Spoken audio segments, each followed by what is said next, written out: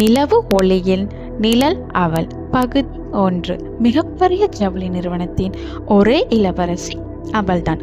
நிலவு ஒளியில் பிறந்த நிலவின் முகம் அவள். அவள்தான் நிலா. சக்கரவர்த்தி குடும்பத்தின் ஒரே வாரிசும் அவள்தான். 4 அண்ணன்களுக்கு ஒரே தங்கை அவள்தான்.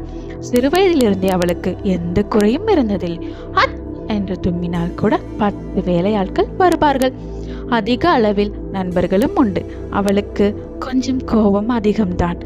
உலகமே அவள் காலடியில் என்ற எண்ணம் அவளுக்கு கொஞ்சம் அதிகம். அதற்கு காரணம் அவள் மூத்த அண்ணன் தான். அம்மாவின் கவனம் எப்பவுமே நிலாவின் பக்கம்தான். ஆனால் நிலா அவள் அம்மாவை கண்டு கொள்ளாமல் இருப்பாள். ஏனென்றால் அவள் செய்யும் குறும்புகளை கண்டிப்பது அவள் அம்மா மட்டுமே. அப்பா என்றாலே மகளுக்கு செல்லம் தானே. அப்பா எவ்வளியோ அவ்வளியே அவ்வண்ணன்களுக்கும். காலேஜ் முதல் நாள் அன்று நிலா நண்பர்களுடன் ஒரு சவால் மேற்கொண்டாள். நடு இரவில் தனியாக கடலுக்கு சென்று செல்ஃபி எடுத்து அனுப்புவது என்று. இந்த நிலாவால் முடியாது ஒன்றும் இல்லை என்று வீராப்பாக பேசிவிட்டு வீட்டை விட்டு எப்படி தனியாக போவது என்று யோசனை செய்து கொண்டே இருந்தாள். நிலா தனியாக இதுவரை எங்கும் போனதில்லை.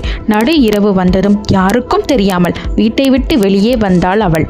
எங்கு இருந்து இந்த கடலுக்கு செல்வது என்று தெரியாமல் நின்று கொண்டிருந்த அவள் ஒரு ஆட்டோ வந்து நின்றது அவள் முன்.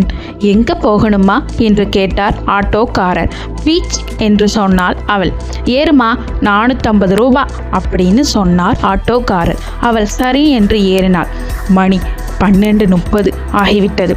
வாட்ஸ்அப்பில் ஒரே மெசேஜ் தான். நிலா போக மாட்டாள் என்று அவள் நண்பர்கள் எல்லோரும் கேலி செய்து அந்த மெசேஜை அனுப்பிவிட்டு இருந்தார்கள். நிலா செல்ஃபி எடுத்து I am going to beach என்று ஆட்டோவில் இருந்து நண்பர்களுக்கு அனுப்பினாள்.